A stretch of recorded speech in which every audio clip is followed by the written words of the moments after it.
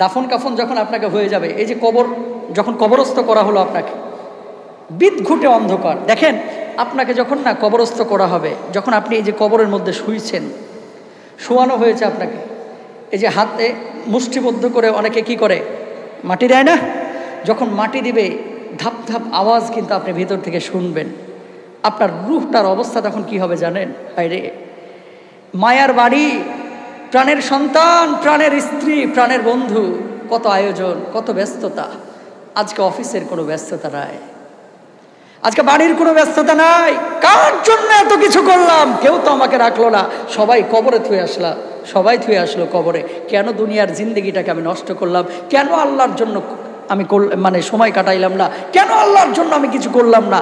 ঠিক সেই সময় যখন আপনাকে মাটি দেওয়া হচ্ছে, ওই সময় ফিল করে কি কোনো লাভ আছে? কোনো লাভ নাই। মুতু কবলা আন তামুত। প্রিয় ভাইরা, আবার যখন আপনাকে মাটি দেওয়া হয়ে যাচ্ছে, আপনি তখন ভেতর থেকে চিন্তা করবেন, এটা করলাম না কেন? ইস, যদি মসজিদটার ৩য় তলাটা আমি করে দিতাম। ইস, যদি ওখানে ৬ কোটি টাকা খরচ না করে ২ কোটি টাকা আল্লাহর রাস্তায় দিতাম। ইস, এই জন্য আল্লাহ রাব্বুল আলামিন বলছেন, লাউলা আখরতনি ইলা আজালিন করিব ফাআসসাদদাক ওয়া আকুম মিনাস সালিহিন।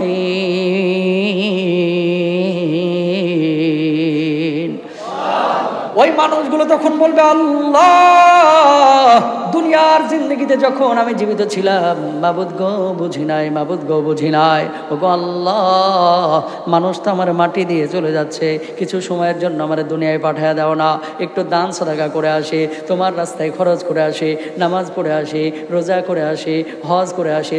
আবার আল্লাহ রাব্বুল আলামিন তখন বান্দাকে জবাব দাও, ৬০ বছরের জীবন পেয়েছিলি, ৭০ বছরের জীবন পেয়েছিলি, তোকে তো আমি পয়সা কম দিই নাই। এই ৭০ বছরের জিন্দগিতে কয়েক কোটি টাকার মালিক আমি আল্লাহ তোরে বানাইছিলাম, শুধু আমোদ ফুর্তি করে শেষ করেছিস, নিজে বাড়ি গাড়ি সব করেছিস। আজকে তোর বাড়ি গাড়ি সন্তান ভোগ করবে, স্ত্রী ভোগ করবে, তুই নিজের জন্য কি করেছিস? সুতরাং আপনি যদি দান সাদাকা করেন, সেদিন আপনার ভেতরে কোনো হা হুতাশ কাজ করবে না। আল্লাহর রাস্তায় খরচ করলে সেদিন হা হুতাশ হবে না, আর যদি খরচ না করেন সেদিন হা হুতাশ করে কোনো লাভ হবে না, ঠিক কিনা? যখন দাফন কাফন হয়ে যাবে, আল্লাহর হাবিব সাল্লাল্লাহু আলাইহি ওয়াসাল্লাম এই জন্য, কারণ ওই সময় মানুষ অস্থির হয়ে যায়। কেমন অস্থির? কেমন অস্থির? ওই দুনিয়ায় মনে করেন কিছু টাকা পয়সা হারায় গেলে যেরকম অস্থির হয়, এরকম অস্থির নাকি? ওই সময়ের অস্থিরতা, ওই সময়ের আর্তনাদ এই পৃথিবীর কোনো মানুষ যদি শুনতে পাইতো, পৃথিবীর মানুষ সমস্ত কাজকর্ম ছাড়া শুধু কবরের জন্য আর আল্লাহর জন্যই কাজ করতো। আল্লাহু আকবার। গ্রামগঞ্জে যখন গরু ছাগল ওই যে গরুস্থানে চড়ে, দেখবেন হুট করে চড়তে চড়তে একটা কবরের পাশে, আমরা দেখছি ছোটবেলায়, আপনি দেখছেন কিনা জানি না, চড়তেছে চড়তে চড়তে একটা কবরের কাছে গেছে, দিছে দৌড়, ভয়ে। আছে না নেই? কেন? চতুষ্পদ জন্তু সে আওয়াজ শুনতে পায়, জিনেরা সে আওয়াজ শুনতে পায়, গরু ছাগল ঘোড়া উট মহিষ শুনতে পায় কোন আওয়াজ? যেই কবরে আযাব হয়। কিন্তু মানুষ শুনতে পায় না। মানুষ যদি শুনতে পাইতো, পৃথিবীর অবস্থা স্বাভাবিক হতো না। কথা বলেন না কেন? মানুষ শুনতে পাইলে পৃথিবীর অবস্থা স্বাভাবিক হতো না। রাস্তাঘাটে ২-১টা অ্যাক্সিডেন্ট যখন দেখেন, ভুঁড়ি বাইরে হয়ে গেছে, মাথার ঘিলু বাইরে হয়ে গেছে, এগুলো দেখে আয়সা অনেকে বলে, দেখবেন যে ভাই আমি ৭টা দিন ভাত খাইতে পারি না ওই অ্যাক্সিডেন্টটা দেখার পরে। বলে কি বলে না? বলে কি বলে না? বলেন। অ্যাক্সিডেন্ট করে এমন রক্তাক্ত হয়েছে, দেখার পরে বলে ভাই আমি 5টা দিন ঘুমাইতে পারি নাই, খালি এটা স্বপ্নে দেখি। দুনিয়ার সামান্য অ্যাক্সিডেন্ট, এগুলো দেখেই যদি 7 দিন আপনার ভাত না ঢোকে, কবরের এই পিডানি আর খবরের এই ভয়াবহ চিত্র, এই আর্তনাদ চিৎকার যদি দুনিয়ার মানুষ দেখতো, দুনিয়ার মানুষ স্বাভাবিক থাকতে পারতো না, ঠিক কিনা? বুঝেন এগুলা? এজন্যই যখন কাউকে দাফন করবেন, এই খেয়াল করেন, যখন কাউকে দাফন করবেন, দাফন করার পরে আল্লাহর হাবিব সাল্লাল্লাহু আলাইহি ওয়াসাল্লাম বলছেন, এই দাফন করেই তাড়াতাড়ি বাড়ি চলে যাও না, দাফন করে তাড়াতাড়ি বাড়ি চলে যাও না, কিছুক্ষণ অবস্থান করবা। কোথায়? কবরের পাশে। কতক্ষণ? দেখেন হাদিসে কি বলতেছে। হযরত আমর ইবনুল আস রাদিয়াল্লাহু তাআলা আনহু বলছেন, যখন তোমরা, আল্লাহর হাবিব সাল্লাল্লাহু আলাইহি ওয়াসাল্লামের থেকে হাদিস বর্ণনা করেছেন, যখন তোমরা আমাকে দাফন করবে, তখন আমার উপর আস্তে আস্তে মাটি ফেলবে। অনেকেই জোরে জোরে মাটি ফেলে, আছে না নাই? বাপরে বাপ, এত ব্যস্ত, এত ব্যস্ত, যেন রোগী দেখতে যাবে হসপিটালে, 300 রোগী বসে রয়েছে। কবরের মধ্যে যখন মাটি দিবেন, মুষ্টিবদ্ধ করে আদবের সাথে দিবেন, অহংকার প্রদর্শন করা যাবে না। খেলাধুলার মতো আচরণ করা যাবে না, বরং আদবের সাথে বিনয়ের সাথে মাটিটা দিতে হবে। হায়, আজকে আমার বন্ধু এখানে শুয়েছে, কালকে আমি শুভ, কালকে আমার বুকের উপরও এরকম মাটি পড়বে, ঠিক কিনা? দেখেন কি বলছেন, তখন আমার উপর আস্তে আস্তে মাটি ফেলবে এবং আমার কবরের পাশে এতটুকু সময় দাঁড়িয়ে থাকবে যতটুকু সময়ের মাঝে উট জবাই করে তার মাংস বন্টন করা যায়, যেন আমি তোমাদের সংস্পর্শ আতঙ্কমুক্ত হয়ে দেখতে পাই যে আমার রবের দূতদেরকে কি দিয়ে ফেরত পাঠালাম। বলুন সুবহানাল্লাহ।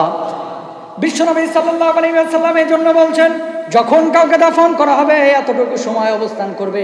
একটা উট জবাই করার পরে গোশত বানিয়ে এগুলো বন্টন করতে যে সময় প্রয়োজন হয়, মিনিমাম 1 থেকে 1.5 ঘন্টা অথবা 2 ঘন্টা সময়ের প্রয়োজন। আল্লাহর হাবিব বলছেন, এই সময়টুকু তোমরা অপেক্ষা করো, সেই জায়গায় অপেক্ষা করো, কারণ ওই ব্যক্তি, মুর্দা ব্যক্তিকে যে কবরের মধ্যে রাখা হয়েছে, একটু পরেই 2 জন ফেরেশতা আসবে, মুনকার নাকির, তাকে প্রশ্ন করবে, মার রাব্বুকা ওয়া মা দীনুকা ওয়া মান নাবিয়্যুকা। যখন প্রশ্নগুলো করবে তখন যেন ভয় না পায়, আতঙ্ক মুক্ত থাকে। আর আপনি যখন আল্লাহর কাছে দোয়া করবেন, আল্লাহ আমার বাবাকে কবরের মধ্যে রেখেছি, আমার মাকে কবরের মধ্যে রেখেছি, ওগো আল্লাহ আমার বন্ধুকে কবরের মধ্যে রেখেছি, কবরের পাশে আমরা মাটি দিয়ে দাঁড়িয়ে আছি, আল্লাহ তুমি আমার মাকে মাফ করে দাও, আমার বন্ধুকে মাফ করে দাও, আমার বাবাকে মাফ করে দাও। কোনো বন্ধু, কোনো সন্তান যখন তার জন্য এইভাবে কবরের পাশে দাঁড়িয়ে দোয়া করবে, আল্লাহ রব্বুল আলামিন তখন ওই ব্যক্তির জবাবটাকে সহজ করে দিবেন। অনেকে দেখবেন এমন ব্যস্ত, ফোন নিয়ে গেছে, কবর দিতেছে, মাটি ফেলতেছে, দোস্ত কোথায় রে? ওই 10 নম্বর সেক্টরের গেটের সামনে দাঁড়া, আমি আইতেছি, এই যে দুমুটো মাটি দিয়েই চলে আইতেছি। কথা বলেন না কেন? আছে না নাই? এরকম করা যাবে? যাবে না, এত ব্যস্ত হওয়া যাবে না। নিজের যখন সময়টা শেষ হয়ে যাবে তখন বুঝবেন ঠেলা ডাকারে কয়, ঠিক কিনা? বেয়াদবি করা যাবে না। আল্লাহর হাবিব সাল্লাল্লাহু আলাইহি ওয়াসাল্লাম তার জন্য দোয়া করতে বলেছেন, কি দেখেন, আল্লাহর হাবিব সাল্লাল্লাহু আলাইহি ওয়াসাল্লাম আরো বলেছেন, এভাবে দোয়া করবেন, আল্লাহুম্মা হাযা আবদুকা ওয়া আনতা আ'লামু বিহি মিন্না ওয়া লা না'লামু মিনহু ইল্লা খায়রা ওয়া ক্বাদ আজলাসতাহু লিতাসআলা আল্লাহুম্মা ফাসাব্বিতহু বিল কওলি সাবিতি ফিল আখিরি কামা সাব্বাতহু বিল কওলি সাবিত ফিল হায়াতিদ দুনিয়া আল্লাহুম্মা আরহামহু ওয়ালহিকহা বিনিবিয়িহি মুহাম্মাদিন সাল্লাল্লাহু আলাইহি ওয়াসাল্লাম ওয়া লা তাদিল্না বা'দা ওয়া লা তাহরিমনা আজরা। বলুন আল্লাহু আকবার।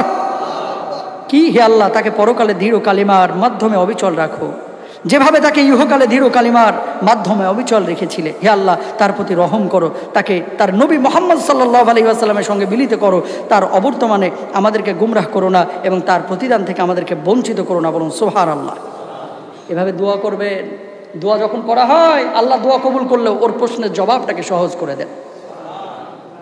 দোয়া করতে হবে, এত অস্থির হওয়া যাবে না। অনেকে মাটি দিয়ে কোনো মতো, বাপরে বাপ এখন যাই, বাড়ি যাই, শেষ হয়েছে, এরকম মনে করে। এরকম করবেন না। বুক চাপড়িয়ে কান্নাকাটি করা যাবে না। দাফন করার পরে বুক চাপড়িয়ে কান্নাকাটি করা